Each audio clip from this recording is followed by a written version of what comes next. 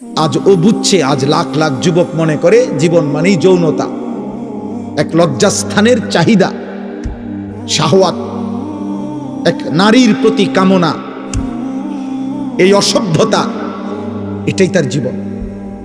সে পৃথিবীতে বেঁচেই আছে লজ্জাস্থানের চাহিদা পূরণের জন্য। এজন্য চুল, চেহারা বলেন, লেবাস, পোশাক বলেন, যত ফ্যাশন, যত মডেল, কোন নারী তাকে দেখবে, কোন অসৎ মেয়ে তাকে দেখে হাসবে, কোন হারাম মেয়ে তার সাথে হারাম প্রেমের সম্পর্ক করবে।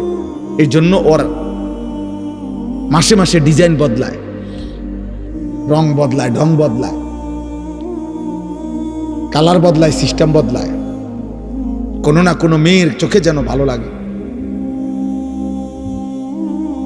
আজ মনে করছে জীবন মানেই যৌনতা, শাহওয়াত, নারীর চাহিদা, হারাম চাহিদা।